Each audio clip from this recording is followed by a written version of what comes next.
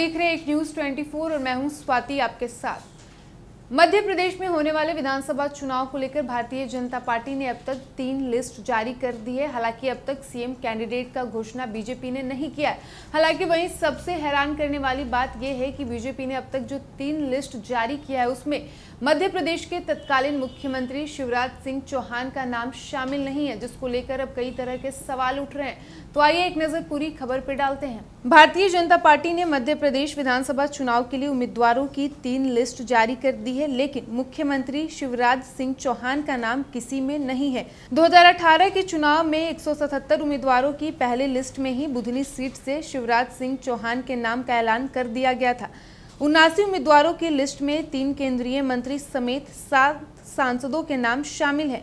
CM पद का ऐलान अभी तक नहीं किया गया है, लेकिन मुख्यमंत्री पद के कई दावेदारों को मैदान में उतार दिया गया है। ऐसे में सवाल उठ रहा है कि शिवराज सिंह की सीट की घोषणा आगे होगी या इस पर भी संशय है। पहली लिस्ट में 39 सीटों पर उम्मीदवारों के नाम की घोषणा की गई। इनमें सभी वो सीटें थी जिन पर पिछले चुनाव में बीजेपी हार गई थी। इसके बाद दूसरी और तीसरी लिस्ट सामने आई, जिसमें 40 उम्मीदवारों के नाम की घोषणा की गई। इनमें से 37 सीटें ऐसी है जिन पर बीजेपी 2018 में हार गई थी। मतलब बीजेपी का फोकस हारी हुई सीटों पर है। मुख्यमंत्री शिवराज सिंह ओबीसी वर्ग से आते हैं। वो किराड़ जाति से ताल्लुक रखते हैं और बुधनी सीट का प्रतिनिधित्व करते हैं। 2011 की जनगणना के मुताबिक राज्य की 50.9% आबादी ओबीसी का है। अनुसूचित जनजाति 21.1 और अनुसूचित जाति की आबादी 16.6 है। इन आंकड़ों के हिसाब से मध्य प्रदेश में किस सरकार बनेगी उसमें ओबीसी का अहम रोल है और ओबीसी वर्ग से होने के नाते शिवराज सिंह चौहान राज्य की ज्यादातर सीटों पर अच्छा प्रभाव भी रखते हैं। अगर पिछले चुनाव के आंकड़ों पर नजर डालें तो बीजेपी और कांग्रेस के बीच बहुत करीबी मुकाबला था। साल 2018 के चुनाव में बीजेपी को कांग्रेस से सिर्फ 47,827 वोट ज्यादा मिले, लेकिन कांग्रेस को 7 सीटें ज्यादा मिली। वहीं अगर इन 7 सीटों पर बीजेपी को 4,337 वोट और मिल जाते तो कमलनाथ मुख्यमंत्री नहीं बन पाते।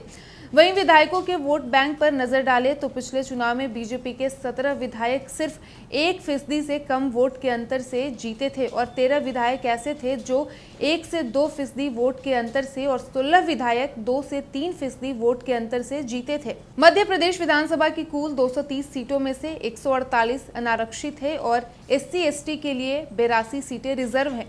2018 में बीजेपी ने 39% ओबीसी, 24% ठाकुर और 23% ब्राह्मण उम्मीदवारों के लिए टिकट दिए थे। 13 जिले ऐसे हैं जहां पर सबसे ज्यादा ओबीसी वर्ग की आबादी है। आंकड़ों से साफ है कि पिछले चुनाव में कांग्रेस ने बीजेपी को कांटे की टक्कर दी थी, इसलिए पार्टी इस बार किसी तरह की कोई गुंजाइश नहीं छोड़ना चाहती है, इसलिए ये प्रयोग करने जा रही है। बीजेपी 7 सांसदों को जिन सीटों पर उतारा है उनमें से 5 वो सीट है जिन पर पार्टी पिछले चुनाव में हार गई थी और बाकी 2 सीटें वो है जिन पर ज्यादा बहुमत से नहीं जीती थी। केंद्रीय मंत्री नरेंद्र सिंह तोमर को मुरैना की दिमनी सीट पर उतारा है। मुरैना की 6 में से 4 सीटें कांग्रेस के पास है। साथ ही बता दें कि बीजेपी ने जो 7 सांसद उतारे हैं वे राजपूत, लोधी, कुर्मी, आदिवासी, वैश्य और ब्राह्मण हैं। तो जैसा कि आपने सुना कि मध्य प्रदेश में होने वाले विधानसभा चुनाव को लेकर भाजपा ने अब तक 3 लिस्ट जारी कर दी है। हालांकि अब तक सीएम कैंडिडेट का घोषणा नहीं किया गया। वहीं सबसे हैरान करने वाली बात यह थी कि बीजेपी ने अब तक जो 3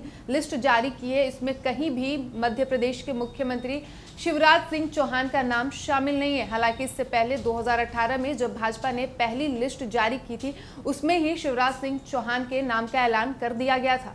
फिलहाल इस वक्त की खबर में इतना ही। वीडियो पसंद आया हो तो वीडियो को लाइक करें, शेयर करें। साथ ही हमारे YouTube चैनल एक न्यूज़ 24 को सब्सक्राइब कर लें। यदि आप हमें फेसबुक पर देख पा रहे हैं तो हमारे फेसबुक पेज को भी फॉलो करें और ऐसे ही तमाम खबरों के लिए बने रहिए हमारे साथ। धन्यवाद।